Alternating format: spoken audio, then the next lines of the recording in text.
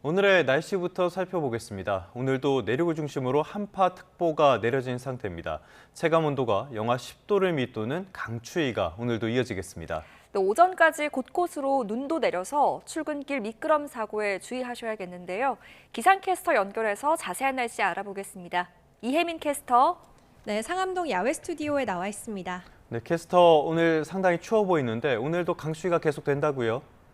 네, 그렇습니다. 오늘 나오실 때도 보온에 신경을 쓰셔야겠습니다. 현재 서울 기온은 영하 6.6도, 체감 온도는 영하 11도 선까지 떨어져 날이 몹시 춥습니다. 또 오늘 출근길에는 내륙 곳곳으로 눈이나 비도 내릴 텐데요. 서울 등 내륙 지역에 눈 날림 정도지만 도로가 얼 수 있어서 출근길 빙판길이 우려됩니다. 교통 안전에 주의하셔야겠습니다. 현재 중부 내륙과 전북 동부, 경북 내륙 지역에 한파특보가 내려져 있습니다. 강추위가 일주일가량 이어지면서 어제는 공식적인 한강 결빙이 관측되기도 했는데요. 현재 기온은 서울이 영하 6.6도, 춘천은 영하 12도 선까지 떨어져 있습니다. 한낮 기온도 서울이 2도, 광주 4도, 대구는 5도에 머물겠고요. 찬바람이 불며 체감 온도는 3도 정도 낮겠습니다. 오늘 오전까지 전국 곳곳에 눈비가 내리는 가운데 출근길 빙판에 주의가 필요합니다. 서울 등 내륙 지역은 대부분 눈날림 정도지만 대설주의보가 내려진 전북 서해안을 비롯한 서해안 지역에는 최고 5cm의 눈이 내려 쌓이겠고요. 경기 남부와 충청 내륙, 호남 서부 지역에도 1cm 안팎의 눈이 예상됩니다.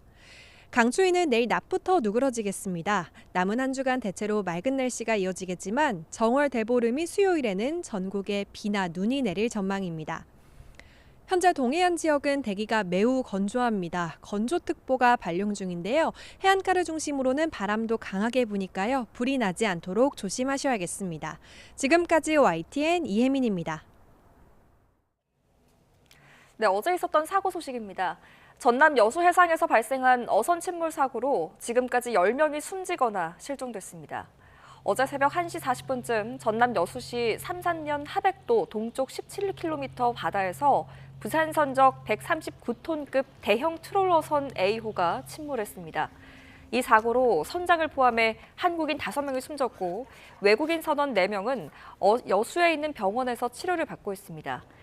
해경은 나머지 실종자 5명을 찾기 위해서 경비함정 21척과 해군함정 3척, 항공기 4대, 유관기관과 민간 선박까지 동원해 수색 작업을 이어가고 있습니다. 이번 사고 현장에는 기상도 적입니다. 초속 12m가 넘는 강한 바람, 그리고 너울성 파도가 반복됐습니다. 이 때문에 뒤집힌 배의 위치를 파악하는 데만 10시간이 넘게 걸렸고 실종자 5명에 대한 수색 작업에도 큰 어려움을 겪고 있습니다. 계속해서 이윤재 기자입니다. 사고 당시 바다에는 초속 12에서 14m에 이르는 강한 바람이 불었습니다. 특히 수심 80m 정도인 사고 해역은 예측하기 어려운 소규모 돌풍이 자주 부는 것으로 알려졌습니다. 이 때문에 사고호선은 조난 신고조차 하지 못할 정도로 갑자기 좌초된 것으로 보입니다. 강한 바람과 높은 파도는 실종자 수색에 나선 해경 구조정마저 뒤집을 정도였습니다. 거분도 인근 해역이 지금 돌풍성 기상 때문에 저희들이 마지막까지 확인한 게 10에서 12, 약 지금도 너울성 파도가 2.5 정도 이렇게. 최악의 바다 상황에 뒤집힌 배의 정확한 위치를 찾는 데만 14시간이 넘게 걸렸습니다. 구조된 외국인 선원은 전복 당시 선 내에 3명이 남아 있었다고 진술했지만 주간 수중 수색은 시도조차 못한 겁니다. 그러면서 한쪽으로 기울는 것 같아서 조타실에 올라오니까 배가 갑자기 왼쪽 편으로 해서 기울러가지고 전복됐다. 그래서 뛰어내렸고, 그리고 자기들이 뛰어내릴 때 본선 조타실에 3명이 있었다, 선내에.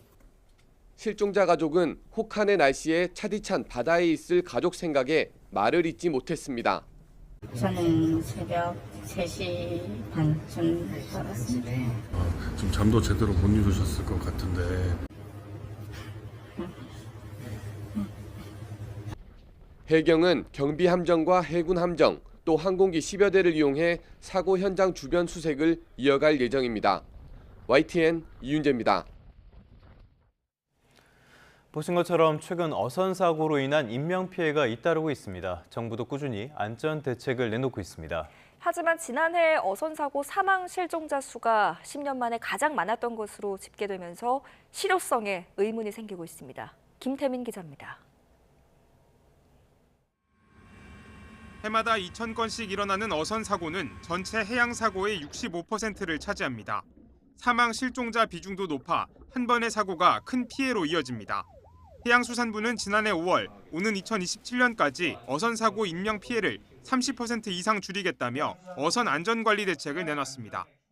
하지만 정부 대책이 무색하게 지난해 전체 어선 사고 사망 실종자는 119명에 달했습니다. 1년 전보다 무려 52% 늘어난 수치로 10년 만에 가장 많은 수준입니다. 올해 들어서도 제주 인근 해상에서 어선이 갯바위에 자초돼 3명이 숨지고 1명이 실종되는 등 한 달 남짓 만에 벌써 두 자릿수 인명 피해가 났습니다.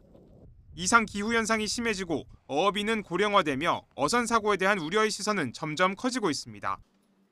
정부는 민관 합동으로 전담조사 규모를 키우고 구명조끼 착용 규정을 확대하는 등 강화된 안전대책을 추진하겠다고 밝혔습니다.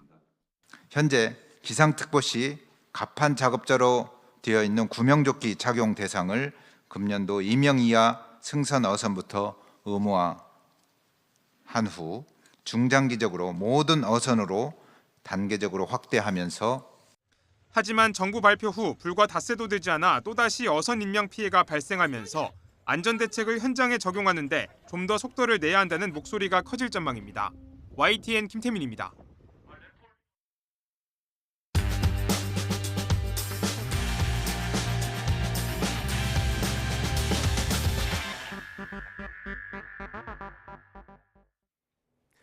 (2월 10일) 월요일 스타트 브리핑 시작합니다. 먼저 동아일보입니다.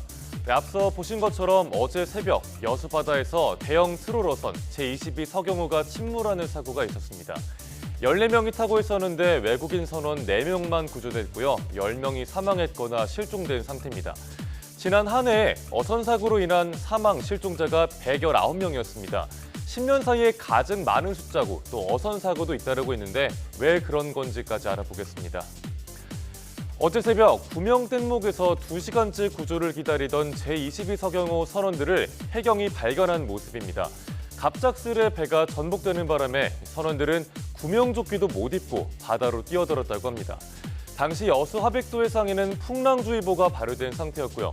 초속 12에서 14m의 강풍이 불고 있었습니다. 문제는 이번 사고뿐만 아니라 어선 사고로 인한 인명피해가 계속 발생하고 있다는 점입니다. 작년 11월 제주 해상에서 금성호가 전복돼 5명이 숨지고 9명이 실종된 일도 기억하실 겁니다. 지난해 어선 사고로 인한 사망 실종자가 119명, 세월호 참사가 있던 2014년 이후로 가장 많았습니다. 전문가들은 어획량이 줄어든 탓에 무리한 조업을 하다가 사고가 늘어났다고 분석합니다. 기후변화로 인해 폭우와 돌풍이 더 잦아진 영향도 있고요.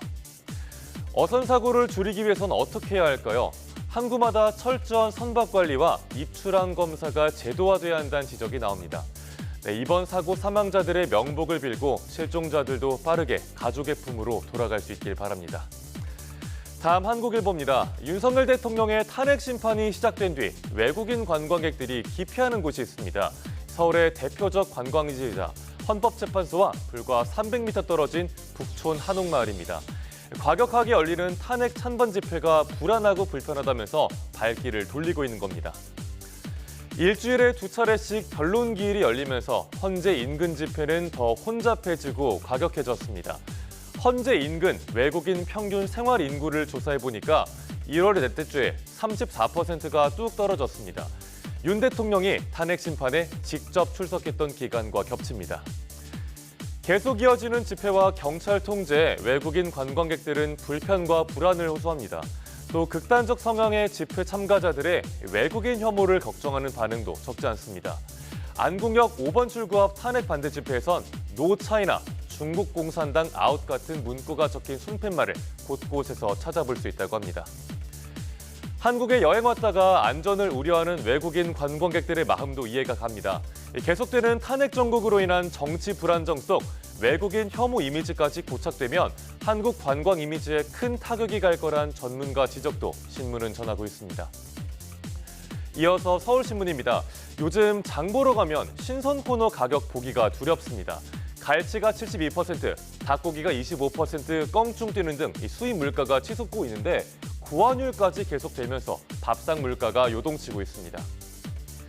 요즘 안 오른 게 없다 싶을 정도로 수입 농축수산물 가격이 다 올랐습니다. 고등어가 38%, 오징어가 31%, 소고기가 12% 비싸졌습니다. 또 커피값도 계속 오름세라 원두 수입 가격은 37%, 생두는 66%나 상승했습니다. 이렇게 원자재 가격이 오르면서 식품 업체들도 제품 가격을 올리고 있습니다. 농축수산물 단가가 계속 고공행진하는 이유는 뭘까요? 우선 이상기후 때문에 수급 자체가 감소한 영향이 큽니다. 하지만 우리나라의 경우 강달러에 고환율까지 겹치면서 수입 물가 부담이 커졌습니다. 여기에 더해서 트럼프 2기 출범과 함께 미국발 관세 전쟁까지 예고가 돼 있죠. 환율이 안정되지 않는 한 우리 밥상 물가가 더 오를 수 있다는 우려가 나옵니다. 마지막 조선일보입니다.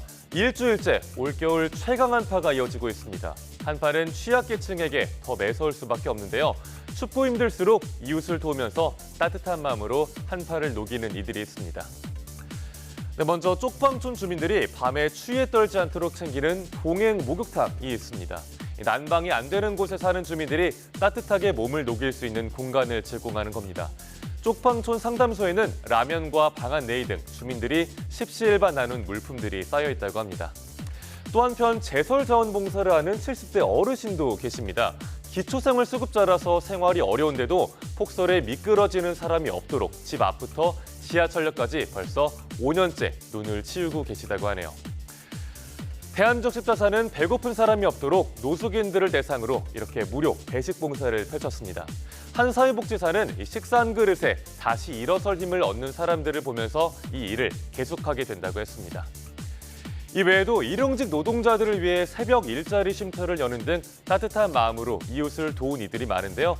추운 겨울 어려운 곳에 온정의 손길을 내밀어 겨울을 따뜻하게 만들어주신 분들께 감사와 존경의 마음을 전합니다. 2월 10일 아침 신문 살펴봤습니다. 지금까지 스타트 브리핑이었습니다.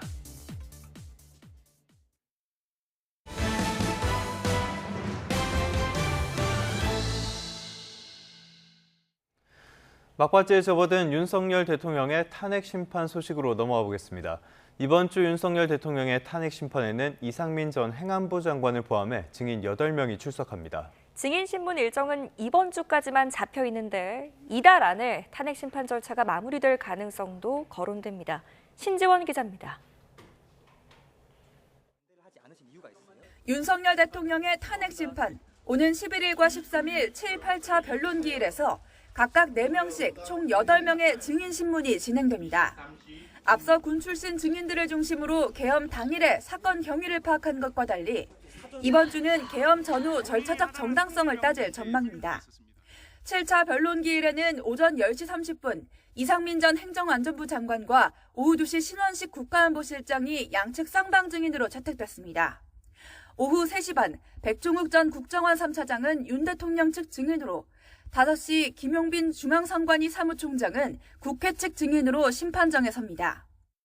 8차 변론기일에는 조태용 국정원장과 김봉식 전 서울경찰청장이 윤 대통령 측 증인으로 출석하고 지난번 건강상 이유로 불출석한 조지호 경찰청장을 다시 증인으로 부릅니다. 또 지난 기일에 재판부 직권으로 증인으로 채택한 조성현 수도방위사령부 제1경비단장이 출석할 예정입니다. 헌법재판소는 일단 오는 13일 8차 변론기일까지만 일정을 잡아둔 상태입니다. 헌재가 한덕수 국무총리 등 국회와 윤 대통령 측이 신청한 증인을 채택할지는 아직 정해지지 않았습니다. 추가 기일이 잡히더라도 조만간 양측 최후 진술을 들은 뒤 절차가 마무리될 거라는 관측이 나오는데 과거 노무현 박근혜 전 대통령 탄핵 심판 때는 최후 진술로부터 최종 선고까지 약 2주가 걸렸습니다. YTN 신지원입니다. 조금 전에 전해드린 것처럼 헌법재판소는 내일 열리는 윤석열 대통령 탄핵 심판 7차 변론기일에 이상민 전 행정안전부 장관을 증인으로 불러서 비상계엄 당시의 상황을 자세히 살펴볼 계획입니다. 계엄 선포 직전에 열렸던 국무회의에 대한 질문이 쏟아질 것으로 보이는데요. 그동안 침묵으로 일관해왔던 이 전 장관이 이곳에서 입을 열지가 주목됩니다. 백정규 기자입니다. 비상계엄 해제 직후 이상민 전 행정안전부 장관은 국무위원 대부분이 계엄에 반대했다며 계엄 선포 전 열린 국무회의 상황을 증언했습니다. 계엄령과 관련해서 행안부 장관께서 어떤 의견 표명을 했는지 저도 역시 우려를 표명했죠. 그러나 내란 혐의 수사가 시작되고 국회에서 내란 국정조사특위 청문회가 이어지자 갑자기 태도를 바꿨습니다. 증언하지 않겠습니다. 모든 증언 거부하려고 뭐하니 이 자리에 나오셨어요? 소환을 하셨기 때문에 나왔습니다. 국민 혼란에 대한 우려를 이유로 들며 증인 선서도 하지 않고 침묵으로 일관한 겁니다. 이런 흩어진 조각을 국민들에게 그대로 알릴 경우에 국민들께서 더 혼란을 겪으실 거라고 생각을 합니다. 헌법재판소는 윤 대통령 탄핵심판 7차 변론기일에 이 전 장관을 증인으로 불렀는데 국회와 윤 대통령 양측 모두 증인으로 신청한 만큼 주 신문과 반대 신문을 2번씩 하는 형식으로 진행될 예정입니다. 이 자리에서는 비상계엄 선포 직전에 열린 국무회의의 적법성은 물론 윤 대통령이 지시했다는 언론사 단전 단수 관련 내용이 주요 쟁점이 될 것으로 보입니다. 앞서 검찰은 지난달 26일 윤 대통령을 내란 우두머리 혐의로 구속 기소하면서 이 전 장관이 연루된 언론사 단전 단수 시도를 공소사실에 포함시키기도 했습니다. 이 전 장관이 탄핵 심판에서도 침묵을 지킬지 아니면 자신의 형사 사건에 영향을 미치더라도 입을 열지 관심이 집중되고 있습니다. YTN 백종규입니다. 이번 주 윤 대통령의 탄핵 심판에서 주목할 만한 인물 한 명을 꼽자면요. 재판부가 유일하게 직접 증인으로 채택한 조성현 수도방위사령부 제1경비단장이 아닐까 싶습니다. 조 단장은 이진우 전 수도방위 사령관으로부터 국회의원들을 국회 본청 밖으로 끌어내라는 지시를 받은 인물인데요. 국회 계엄 해제 의결 방해와 관련한 실체적 진실이 드러날지 관심입니다. 차정윤 기자입니다. 현재까지 예정된 윤석열 대통령의 탄핵 심판 변론 일정에서 마지막으로 증인대에 오르는 인물은 조성현 수도방위 사령부 제1경비단장입니다. 국회나 윤 대통령 측의 요청이 아닌 헌법재판소 재판부가 유일하게 직권으로 채택한 증인입니다. 이거는 직권 신문이기 때문에 재판부가 주로 물을 거고요. 따라서 청구인, 피청구인은 보충 신문을 하시는 걸로 해서 각 15분 기회를 드리겠습니다. 조 단장은 계엄 해제 의결 직전 이진우 전 수방사령관으로부터 국회 본청에 있는 국회의원들을 외부로 끌어내라는 지시를 받았습니다. 이를 바로 부대원에게 전달했던 조 단장은 잠시 후 시민들과 부하들이 다칠 수 있다며 기존 명령을 취소하고 특전사가 국회의원을 데리고 나올 수 있는 통로를 확보할 것을 지시했습니다. 국회의원들을 끌고 나오면 국회의사당 출입기에 있던 시민들 사이에서 길을 터주라 이렇게 변경한 거죠? 그러니까 내용이 그렇습니다. 헌재가 조 단장을 증인으로 부른 건 윤 대통령이 국회의원을 끌어내라고 지시해 국회의 계엄 해제를 방해하려 했는지 사실관계를 다시 확인하기 위한 차원으로 보입니다. 앞서 증인석에 앉았던 일부 군 지휘부가 윤 대통령으로부터 끌어내라 지시를 받았는지 등 핵심 질문 대부분에 답변을 거부했기 때문입니다.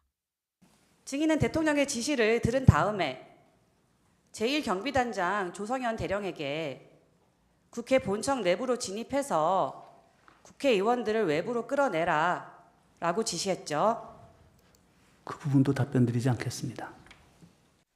그런 만큼 오는 13일 헌재에 출석하는 조 단장의 증언은 내란 핵심 쟁점의 실체적 진실을 파악하는 데 중요한 단서가 될 것으로 보입니다.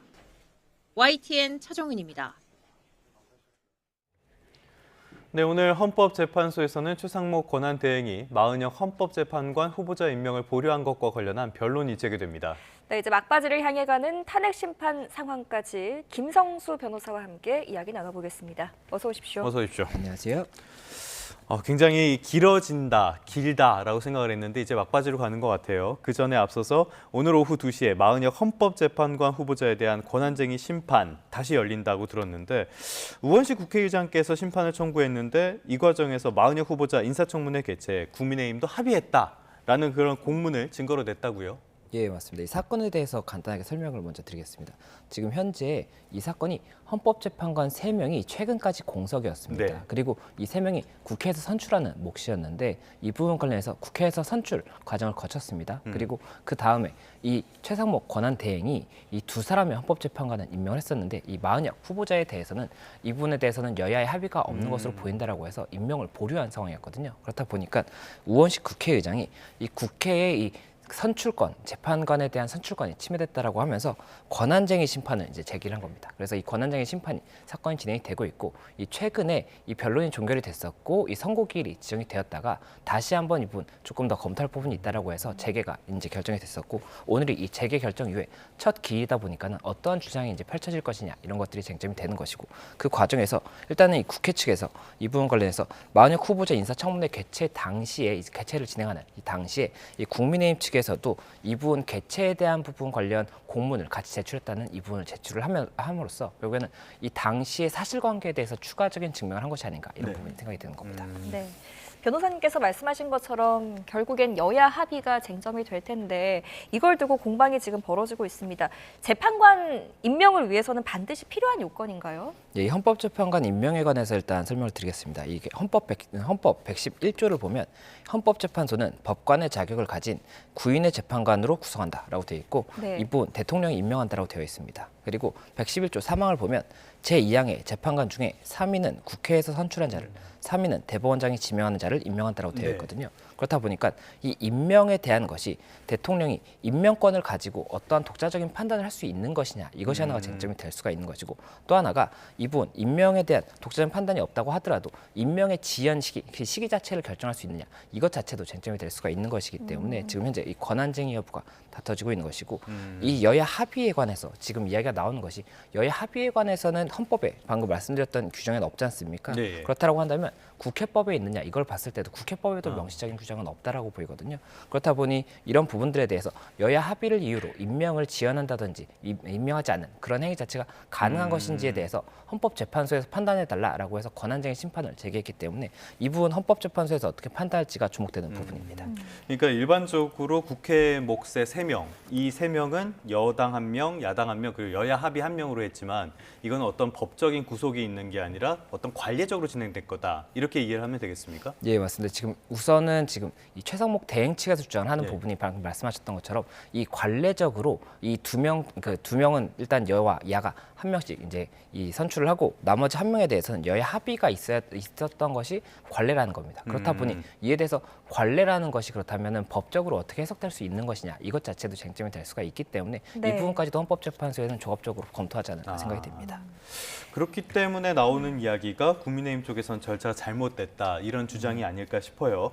우원식 국회의장이 본회의 의결 없이 최상목 권한대행을 상대로 권한쟁의 심판 청구하는 것 이 부분도 문제를 삼고 있는데 국회의장은 쟁의할 자격이 없습니까? 예, 이 부분이 이제 사건이 2025 헐라 1입니다. 헐라 1이고 사건명 자체가 국회와 대통령 간의 권한쟁의입니다. 그렇기 때문에 국회가 당사자라고 하는 것이거든요. 예. 그리고 주장을 하는 것이 국회의 재판관 선출권이 침해가 됐다라는 것이기 때문에 국회가 당사자가 되는 것이 맞는 것인데 이 국회법 109조를 보면 이 국회의 의사는 헌법이나 이 법에 특별한 규정이 없으면 제적의원 과반수의 출석과 출석의원 과반수의 찬성으로 의결한다라고 되어 있기 때문에 만약이라도 국회 명의로 어떠한 이 청구를 하기 위해서는 국회의 국회법 109조상의 의결을 거쳤어야 된다는 것이 최상목 대행 측의 주장인 것이고 국회 측에서는 일단 국회의장이 이 부분에 대해서 제기할 수 있다는 취지의 주장을 지금 펼치고 있기 때문에 이 부분에 대한 해석도 결국엔 헌법재판소에서 어떻게 판단할지를 봐야 될 것 같습니다. 네. 그러면 지금 최 권한대행이 국회 추천목 2명 중에 이제 정계선 재판관을 임명을 하고 마은혁 후보자는 임명하지 않은 그 기준이 좀 모호하다라는 지적에 대해서는 어떻게 생각하세요? 네, 이 부분도 당연히 법적으로 어떻게 해석할 것인지가 쟁점이 되는 것이 만약에 이 두 사람 중에 한 사람에 대해서만 여야 합의가 필요한 재판관 후보자라고 본다라고 한다면 그것을 그러면 어떠한 근거로 판단했는지가 쟁점이 될 수가 있는 겁니다. 그렇기 때문에 이와 관련한 사실관계를 주장을 했지 않을까 생각이 되고 그리고 그 사실관계와 좀 별도로 이 법적으로 봤을 때 여야 합의가 필요한 것인지 여부에 대해서도 일단 근본적으로 다시 한번 판단을 해봐야 되는 것이기 때문에 그런 부분까지도 종합적으로 이제 검토하지 않을까 생각이 됩니다. 네. 그렇다면 결국에 중요한 거 권한쟁의 심판 결과가 어떻게 나올 것인가 이 부분이 핵심인데 어떻게 예측하고 계십니까? 예, 이게 저희가 이제 재판을 진행을 해보면 이 결과가 예상이 되는 경우가 있습니다. 이게 뭐 사실관계가 명백하다라든지 아니면 어떤 뭐 법리적으로 그 상대방의 주장이 뭐 이제 구성이 안 된다든지 이런 것들이 있을 수가 있는데 지금 같은 경우에는 법리적인 구성 자체는 양측 다 상당한 뭐 이유는 있다라고 보이기 때문에 이에 대해서 어떻게 판단할지는 각 재판관에 따라서 달리 볼 수도 있지 않을까 생각이 되고 그렇다라고 한다면 이 결정이 있을 때도 만장일치가 아닌 뭐 각각의 재판관의 이 수에 따라서 판단이 되지 않을까 생각이 됩니다. 그리고 참고로 말씀을 드리면 이 헌법재판소에서 이 결정을 할 때는 이 탄핵 같은 경우에는 6인의 재판관이 찬성을 해야 되는 것이고 이 다른 이 권한쟁의 같은 경우에는 이 종국 심리에 관여한 재판관의 이 과반수가 찬성을 해야 되는 것이거든요. 그렇다 보니 지금 현재 8명이지 않습니까? 그렇다면 과반수 5명이 찬성을 해야지 이 부분 인용이 되는 것이기 때문에 이 부분도 저희가 같이 살펴보면 좋을 것 같습니다. 네. 만약에 헌재가 인용 결론을 내린다면 그 이후의 절차는 어떻게 되는 건가요? 예, 일단은 이 부분 인용이 된다라고 한다면 지금 현재 임명을 보류한다든지 미임명한 행위 자체가 헌법에 위반된다는 판단이 나오는 겁니다. 그런데 이것이 이 부분 임명을 하는 것을 강제할 수 있는 것은 아니거든요. 그렇다 보니 임명에 대해서는 추가로 국회 측에서 임명을 해달라고 요청을 할 수가 있을 것이고 만약에 최상목 대행 측에서 즉시 임명을 하지 않는다라고 한다면 그때는 국회에서 어떻게 대응할지를 고민을 해야 됩니다. 그리고 그때 이제 국회 측에서 검토할 수 있는 가장 이제 먼저 생각이 되는 부분은 탄핵 부분을 검토할 수가 있습니다. 이 탄핵이 사유가 결국에는 뭐 헌법이나 법률의 위반이 있는 경우 그때 탄핵을 이제 검토할 수가 있는 것이기 때문에 그 부분 탄핵 소추 의결을 다시 한번 검토할 수 있는 그런 부분이 되지 않을까 생각이 되고 만약 그렇게 인용이 됐다라고 했을 때 일단 최상목 대행 측에서 즉시 임명을 하지 않을 것인지 여부에 대해서는 저희가 아직 예상할 수 없는 상황이기 때문에 그 부분까지는 저희도 조금 더 지켜봐야 되지 않을까 생각이 됩니다. 만약에 바로 임명을 하지 않는다고 하면은 이거는 헌법을 위배한 행위이긴 하지만 이걸 헌법재판소에서 강제할 방법은 없다. 맞습니다. 이렇게 이해를 하겠습니다. 알겠습니다. 이제 본격적인 이야기로 들어가서요. 윤석열 대통령의 탄핵 심판 변론 이번 주에도 2차례가 열리잖아요. 증인으로 좀 눈에 띄는 분이 있습니까? 예, 일단은 7차, 8차 이제 변론길이라고 볼 수가 있고 이 각각 4명씩 이제 출석을 할 예정입니다. 그리고 이 개개의 인물들이 다 이제 눈에 띄는 인물이라고 볼 수가 있는데 이 중에서도 특히 이제 중요하다라고 볼 수 있는 그 증인은 이 8일, 그 13일에 진행될 조성현 수방사 제1경비단장입니다. 이 경비단장 같은 경우가 이 다른 증인들 같은 경우에는 이 각 당사자가 이 증인을 신청하겠습니다라고 하고 재판부에서 그 신청 이유를 본 다음에 이 부분에 대해서는 조금 확인해 볼 필요가 있다라고 해서 채택을 하는 그런 절차였다고 본다면 이 조성현 단장 같은 경우에는 지금 최근까지 증인 신문이 진행이 됐지 않습니까? 그런 답변 내용을 이제 살펴보고 그 다음에 재판부에서 직권으로 채택하겠다. 그러니까 재판부가 우리가 봤을 때는 이 증인 자체에 대한 답변이 굉장히 좀 중요한 부분일 것 같다라고 판단을 해서 채택을 한 상황이기 때문에 이 경비단장의 이야기가 어떻게 나오느냐에 따라서 사실관계 인정에 굉장히 유의미한 답변이 되지 않을까 생각이 되어서 가장 조금 눈에 띈다라고 볼 수가 있을 것 같습니다. 네, 또 이상민 전 행안부 장관도 출석을 합니다. 이 인물에 관해서는 국무회의가 적법했느냐 이걸 또 따질 것 같고요. 또 언론사 단전 단수 관련 내용이 또 주요 쟁점으로 나올 것으로 보이죠. 예, 맞습니다. 이 탄핵 사건에 대해서 조금 설명을 드리자면 지금 이 탄핵 사건은 어떻게 진행이 되는 것이냐면 국회 측에서 소추 이제 탄핵이 돼야 된다는 사유를 5가지로 정리를 했습니다. 그래서 이것이 이 첫째는 그 당시 계엄 선포의 요건 자체, 이 비상사태가 아님에도 불구하고 이 부분 계엄을 선포했기 때문에 이 요건이 이제 미비했다는 것이 있고 또 하나가 절차의 위반이 있습니다. 절차의 위반이 국무회의 심의를 거치도록 헌법에 명시가 되어 있는데 심의를 거치지 않은 것으로 보인다는 겁니다. 그렇기 때문에 그 부분 문제가 있다는 것이 이제 2번째 주장인 것이고 또 이제 3번째 같은 경우에 이 국회의 뭐 이런 해제 의결이라든지 기능 마비 시도를 하는 것 자체가 이제 헌법에 위배된다. 이것이 있는 것입니다. 그리고 또 4번째가 이 체포를 하려는 부분이 있었지 않습니까? 그래서 이 체포 부분과 관련해서도 만약에 체포를 하려고 했다라고 한다면 이것이 뭐 영장주의 위반이 될 수도 있는 것이고 아니면 상권분리 위반이 될 수도 있는 것이거든요. 그래서 그런 부분들을 주장을 하고 있는 것이 있기 때문에 이런 이제 4가지, 5가지 이런 사유가 있는 부분에 대해서 각각의 사실관계가 이제 다퉈지게 되는 겁니다. 그리고 지금 현재 그 이상민 전 행안부 장관 같은 경우에는 이 당시 행안부 장관이고 행안부가 지금 경찰이 행안부의 소속입니다. 그렇기 때문에 경찰 지시와 관련한 부분에 대해서도 물어볼 수가 있는 것이고 또 이제 국무위원으로 볼 수가 있기 때문에 국무위원 같은 경우에 국무회의 심의와 관련한 사실관계도 물어볼 수가 있는 겁니다. 그리고 또 언론사 단전, 단수 같은 이런 부분이 있었다라고 한다면 이것도 어떠한 뭐 헌법 위반의 행위를 하고자 하는 그런 시도로 볼 수가 있는 부분이 있기 때문에 이 부분에 대해서도 실제 사실인지 여부를 묻고자 하는 그런 질문이 있지 않을까 생각이 듭니다. 언론사 주말마다 단전 단수. 사실 저도 그날 좀 우려가 돼서 속옷 같은 거 몇 장 더 챙겨서 출근을 하려던 그런 게 있었는데 뭐 새벽 사이에 해결이 돼서 막상 써먹지는 못했습니다. 그런데 저번에 봤을 때 말씀해 주신 것처럼 이상민 전 장관께서 말씀해 주실 그런 중요한 내용들이 많은데 지난번에 봤을 때는 침묵으로 일관을 했었잖아요. 이번에는 좀 상황이 달라질 것으로 보십니까? 네, 지금 이상민 행안부 장관 같은 경우에 지금 현재 증인으로서 이제 국회에 출석을 여러 차례 했던 것으로 알고 있습니다. 그리고 그 과정에서 진술 거부를 하는 모습이 많이 이제 보였다 보니까는 이번에 이 증인 신문으로 이 법정에서는 어떻게 이제 답변을 할 것인지 여부가 쟁점이 되는 것으로 보이는데 이 부분에 대해서도 아직까지는 저희가 조금 예견하기 어려운 것으로 보이는 게 지금 현재까지 진행된 증인 신문의 내용들 자체도 그 기존에서의 뭐 진술이라든지 아니면 어떻게 뭐 답변할 것이다 이런 예측과 굉장히 벗어나는 부분이 많았기 때문에 이상민 장관의 경우에도 어떻게 판단할지는 제가 조금 더 지켜봐야 될 것 같습니다. 네. 앞서 변론기일에 출석했던 이제 증인들을 보면 자신이 받고 있는 형사재판으로 인해서 답변이 제한된다, 이렇게 증언을 거부하는 모습을 보이기도 하지 않았습니까?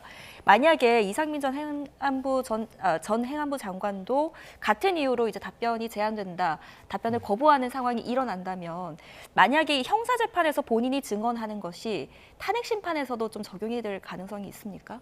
일단은 형사재판 자체가 지금 탄핵심판 사건보다는 더 늦게 진행이 될 겁니다. 네. 탄핵심판 사건 자체는 이게 굉장히 180일이라는 기간을 만약에 감안한다고 하더라도 네. 형사사건보다는 훨씬 더 빨리 진행이 될 것이거든요. 그래서 형사사건의 이 진술이 이 탄핵사건에 어떠한 영향을 끼친다라기보다는 탄핵사건에서의 진술이 형사사건에 이제 영향을 끼칠 가능성이 높습니다. 그렇다 네. 보니까 지금 현재 본인의 형사사건이 진행 중이라든지 이런 이유를 들어서 진술을 거부하고 있는 그런 증인들이 있었던 상황이었기 때문에 네. 이상민 전 행안부 장관 같은 경우에도 그런 부분들을 조금 고민하지 않을까 생각이 되고 그럼에도 불구하고 사실관계를 답변을 한다라고 했을 때 이 부분을 신빙할 수 있는지 여부에 대해서는 이제 각 재판관이 판단하지 않을까 생각이 됩니다. 알겠습니다. 이런 증인들이 어떤 발언을 할 것인지, 발언을 하긴 할 것인지 상황 계속적으로 지켜보도록 하고요. 싹 다 잡아들이라 이런 지시가 있었다라는 이야기를 두고요. 윤 대통령 그리고 홍장원 전 국정원 1차장 사이에서 진실 공방 양상까지 있다고 합니다. 두 사람 사이에 끼인 게 조태영 국정원장인데 13일에 증인으로 설 예정이라고 하거든요. 어떤 점에 주목하는 게 좋을까요? 일단 국정원장이기 때문에 결국에는 지금 현재 홍장원 전 국정원 1차장 같은 경우도 국정원 소속이었지 않습니까? 만약이라도 어떤 국정원에서 지시를 받은 부분이 있는지 이런 부분에 대해서 일단 우선적으로 물어보지 않을까 생각이 되고 또 현재 지금 홍장원 전 국정원 1차장이 이 계엄 그리고 이후에 이제 해임이 된 상태입니다. 그렇다 보니 이 해임의 경위에 대해서 물어보지 않을까 생각이 됩니다. 지금 윤석열 대통령 측에서는 이 홍장원 전 국정원 1차장이 해임이 된 이후에 이 허위의 사실관계를 이야기하고 있다 이런 지금 주장을 하고 있기 때문에 그런 부분과 관련해서도 뭐 추가적인 사실관계를 물어보려고 하지 않을까 생각이 됩니다. 네, 지금 현재에서는 8차 변론기일까지만 일정을 잡아둔 상태입니다. 한덕수 국무총리 같은 이 주케와 윤 대통령 양측이 신청한 또 증인이 있는데 이 증인이 채택 여부도 지금 아직 불투명한 상황이거든요. 일각에서는 지금 또 이달 안에 조만간 절차가 마무리될 것이다라는 전망이 나오던데 어떻게 전망하십니까? 일단 지금 13일까지만 기일이 지정된 상황입니다. 그렇다 보니까 증인 신문을 추가로 더 진행할 것이냐가 쟁점이 되는 것으로 보이는데 지금 아마 이 재판소에서도 결국에는 이번 주에 증인신문의 내용을 들어보고 만약이라도 추가적인 증인을 다시 한번 좀 부를 일이 있다든지 이런 이유가 있다라고 한다면 증인신문 기일을 추가 지정하지 않을까 생각이 되고 만약에 13일에 이제 증인신문에 대해서는 이제 충분히 이루어졌다라고 판단을 하면 아마 최종 변론 기일을 정해서 이 법률적인 의견을 정리하는 그 기일을 가질 가능성도 있습니다. 그리고 이것이 한 번 정도 기일을 가질 것인지 아니면 두세 차례 이렇게 가질 것인지 이런 것들이 좀 쟁점이 될 수가 있을 것으로 보입니다. 그래서 이런 부분의 일정을 저희가 그 과거 사례를 봤을 때 설명을 조금 드리면 이 박근혜 전 대통령 이 탄핵 사건 당시에 2월 22일에 16차 변론기일이 있었고 이때 당시에 이제 증인 신문이 마무리가 됐었습니다.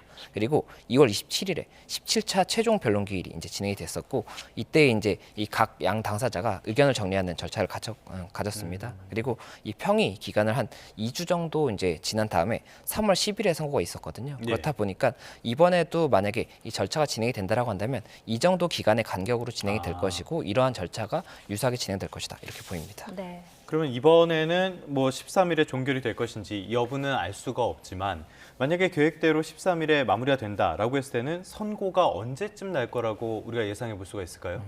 말씀드렸던 것처럼 지금 이 간격이 있지 않습니까? 이 간격을 기준으로 저희가 예상을 해봤을 때 일단은 그 증인신문기일이 언제 종료가 되는지가 중요할 것으로 보입니다. 그 증인신문이 종료가 되고 나면 말씀드렸던 것처럼 이 법리적인 의견을 정리하는 기일을 한 차례 이상은 가질 것으로 예상이 되거든요. 그렇다 보니까 한 차례 이상을 가진다라고 한다면 그것이 이제 일주일 정도의 기간은 두지 않을까 생각이 되고 그 이후에 평의 자체가 이제 노무현 전 대통령 때도 그렇고 그 2주 정도는 평의 기간을 가졌습니다. 평의 기간을 가진 다음에 선고를 하기 때문에 그렇다라고 했을 때 그 간격을 기준으로 해서 예상을 할 수가 있지만 다만 지금 현재 증인신문의 기일이 언제쯤 종료될지 아직까지는 저희가 단언할 수 없기 때문에 그 부분 감안해서 봐야 될 것 같습니다. 네.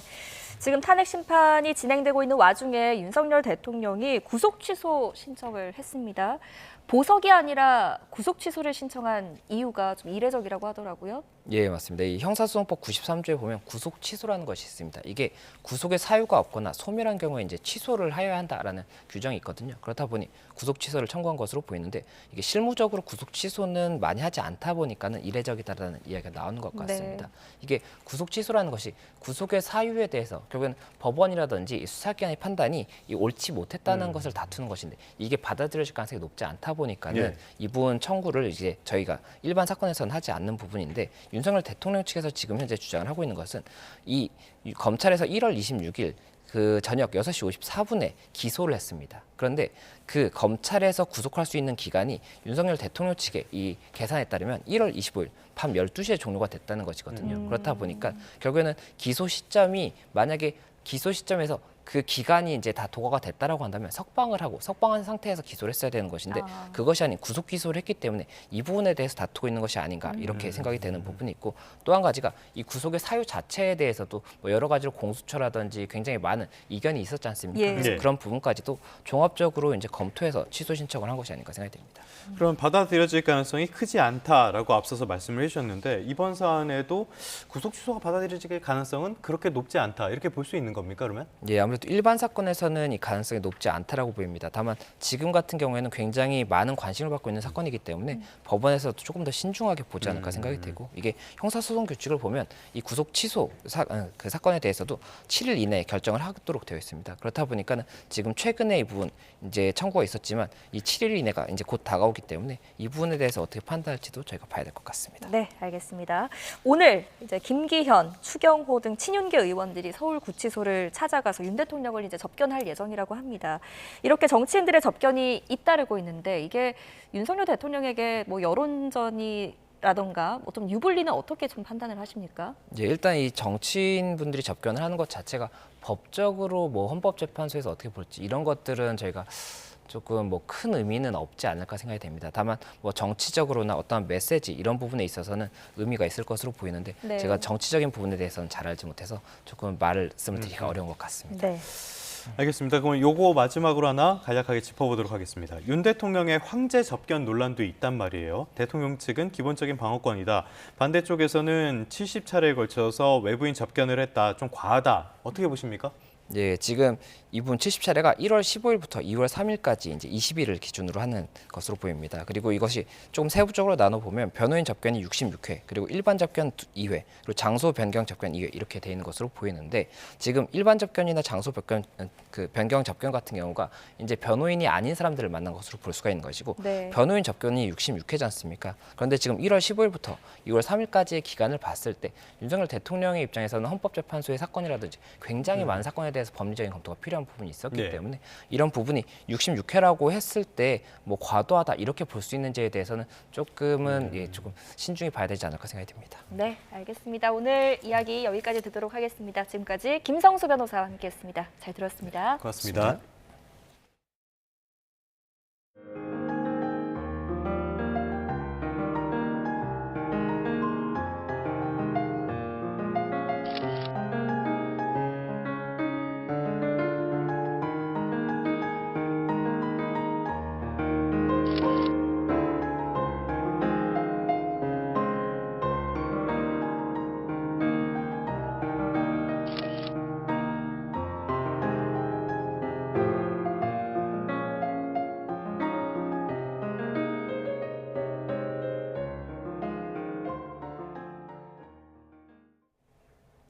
네, 다음 소식입니다. 트럼프 미 대통령이 미 동부 시간으로 10일에 미국에서 수입하는 모든 철강 알루미늄에 25%의 관세를 부과하는 방안을 발표하겠다고 밝혔습니다. 트럼프는 미 현직 대통령 최초로 미식 축구 프로리그 결승전인 슈퍼볼을 직접 관전하기 위해 에어포스원에 오르면서 기자들에게 이같이 말했습니다. 특히 상호 관세는 11일이나 12일 발표되며 즉시 발효할 것이라고 예고했습니다. 철강과 알루미늄 수출은 한국과 미국 간 무역에서 중요한 부분을 차지하고 또 미국은 한국 철강의 주요 수출국 중 하나입니다.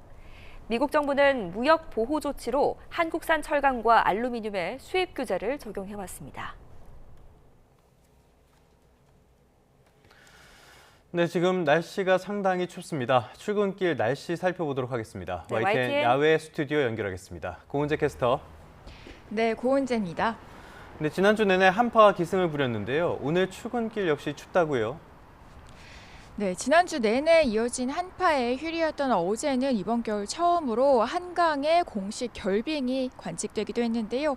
오늘 아침 출근길에도 강추위가 이어지고 있습니다. 현재 서울 기온이 영하 7도 선 보이고 있고요. 찬바람의 체감 온도는 영하 12도 안팎까지 뚝 떨어져 있습니다. 네, 아직 눈이 오는 곳도 있다고요? 네, 그렇습니다. 지난주 내내 폭설이 이어진 서해안에 지금도 눈이 내리고 있고요. 오늘 오전까지 서울 등 그 밖의 내륙에서도 눈이 날리는 곳이 있겠습니다.